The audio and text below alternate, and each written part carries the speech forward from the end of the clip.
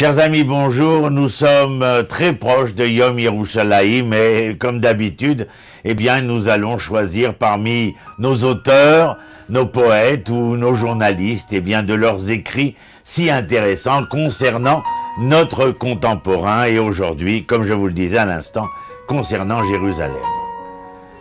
Ce propos a été énoncé par une journaliste que j'admire beaucoup, Madame Lily Deray, dans le journal Hamodia, et son énoncé est révélateur d'une situation que nous aurions pensé tout autre.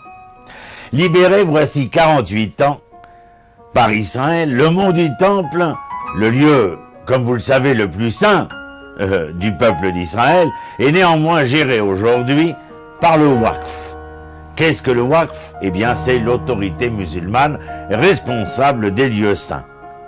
La Knesset, le Parlement israélien, s'est réuni dernièrement, enfin l'année dernière plutôt, en séance extraordinaire pour débattre de la souveraineté israélienne sur le mont du Temple, comme de bien entendu. À cette occasion, eh bien, il est bon que nous nous penchions sur l'historique du mont du Temple depuis la guerre des 6 jours et que nous analysions les enjeux politiques et religieux de ce que beaucoup considèrent comme le principal baril de poudre du Moyen-Orient.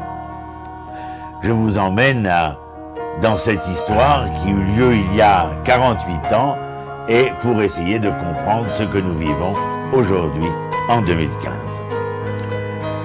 48 ans après que le commandant de la brigade des parachutistes, le célèbre général Motagour, eut prononcé la célèbre phrase que nous connaissons tous, « Le mont du Temple est dans nos mains ».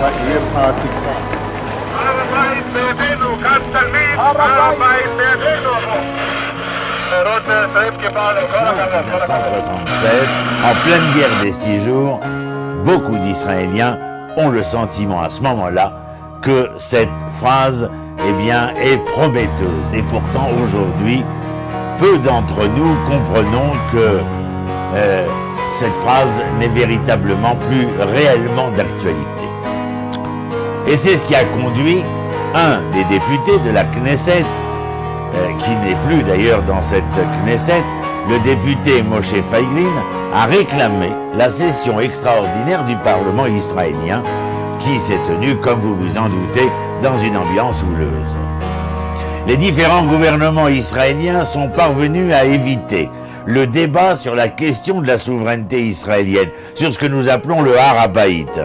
Ils l'ont fait en multipliant les slogans parlant de Jérusalem unifiée ou réunifiée pour l'éternité. Mais de facto, c'est la Jordanie qui en a la tutelle et c'est le Waqf qui est souverain, déclara M. Feiglin.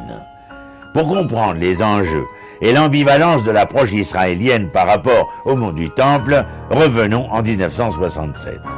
Quelques heures à peine après la libération de la vieille ville de Jérusalem par Tzahal, l'armée d'Israël, alors que le pays entier est en liesse et que la fameuse photographie si célèbre des 3 parachutistes en pleurs devant le Kotel est publiée après avoir été prise à ce moment-là, le ministre de la Défense, Moshe Dayan, décide de façon unilatérale de transmettre la gestion du mont, du temple bien entendu, au Waqf, l'autorité musulmane, comme je le disais, chargée des lieux saints. Et donc de facto, il renonçait à la souveraineté israélienne sur les lieux. Il ordonne à ce moment-là également de retirer le drapeau israélien qui avait été placé sur le toit de la mosquée. Et il déclare, la dernière chose dont nous avons besoin à Jérusalem, c'est de brandir un drapeau sur la mosquée d'Omar. Je vous laisse juste bien entendu. Cette approche de M. Dayan est particulièrement surprenante lorsque l'on sait à quel point le pays entier était enthousiaste face à la victoire miraculeuse de Tzahal. Un journal de l'époque cite même un des aumôniers de l'armée israélienne qui se trouvait sur le mont durant ces heures fatidiques et qui affirmait qu'il avait monté la garde devant la porte de la mosquée d'Al-Aqsa avec d'autres parce qu'il était persuadé qu'on allait y placer des explosifs pour la détruire, dit-il. 10 jours après, le nouveau statu quo concernant le Har HaBayit était mis en place.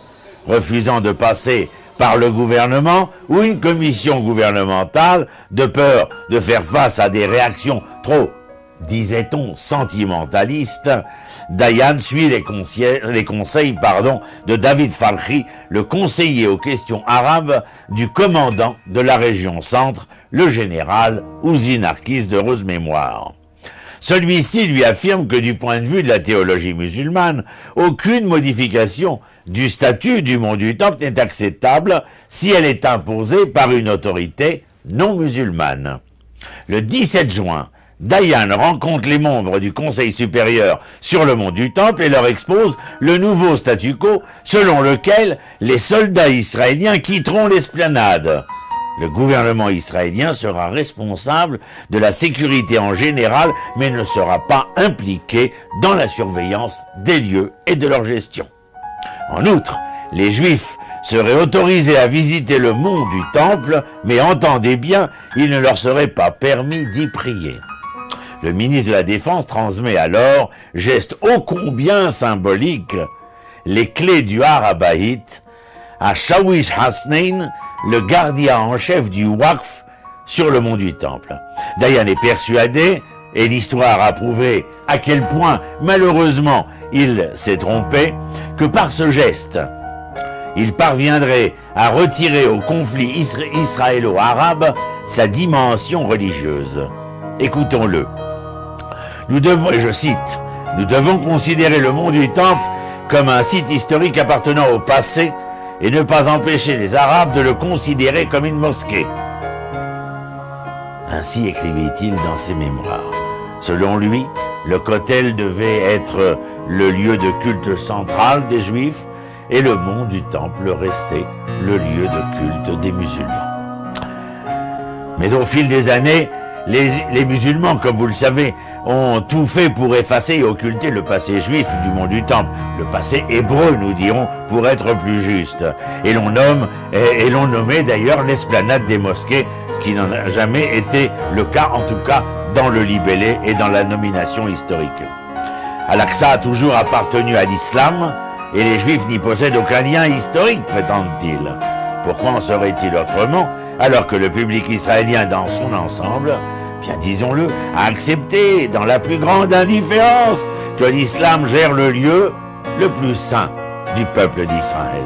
C'est d'ailleurs avec la même indifférence que les Israéliens accepteront 30 ans plus tard que le statut de tuteur, entendez bien le mot, du Har HaBayit soit accordé à la Jordanie dans le cadre des accords de paix avec Israël. Seuls les grands rabbins d'Israël, Rav Eliyahu Bakshi Doron et le Rav Israël Meir Lau, demandèrent au gouvernement quelques éclaircissements. Le Rav Bakshi Doron exigea que le mont du Temple conserve son statut le plus saint du peuple d'Israël et que tout changement de ce statut soit soumis d'abord et avant tout au grand rabbinat. En outre, le Rav Israël Meir Lau affirma que la halakha ne pouvait pas changer au gré des décisions des politiques et que le conseil du grand rabbinat s'insurgerait contre tout signe de souveraineté étrangère sur le mont du Temple, y compris son internationalisation ou sa transformation en territoire extraterritorial. Même si M. Yitzhak Rabin s'est engagé à respecter les conditions des grands rabbins, de facto, Israël, nous le savons, a bien du mal à empêcher que ce mont du Temple soit soumis à une autorité étrangère, si ce n'est à une souveraineté étrangère. Des drapeaux du palestinien, des drapeaux du Hamas ou encore de Jordanie y sont régulièrement brandis et voici longtemps que la sainteté du lieu n'est plus respectée. Citons à ce propos le journal Hamodia en hébreu qui écrivait, il y a quelques années déjà, « Des renards s'y promènent, déplorons-nous dans les lamentations. Aujourd'hui, plus de renards, mais des mosquées construites par des musulmans désireux de provoquer les Juifs et qui tentent depuis toujours de balayer les sentiments profonds que nous portons à ce lieu et osent même prétendre que l'islam est lié à cette montagne sainte. Aujourd'hui, de plus en plus de voix se font entendre que ce mont du Temple doit être respecté et qu'il doit être, visité et assurer une présence de plus en plus importante juive.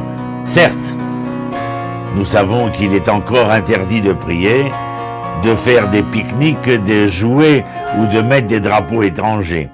Mais alors que la menace d'une rébellion arabe est régulièrement brandie, dès que l'on soulève une question liée au mont du Temple et que le monde affirme encore aujourd'hui que l'intifada de l'an 2000 du calendrier grégorien a été causée par la visite d'Ariel Sharon, Premier ministre alors, sur le Har Habayit, le mont du Temple, difficile de croire que le gouvernement israélien a l'intention de procéder pour l'instant au moindre changement concernant le statu quo. Le mont du Temple entre nos mains, pas si sûr, il faudra certainement attendre encore pour qu'il ne soit plus entre, mais dans nos mains. Yom Yerushalayim Sameach à vous tous.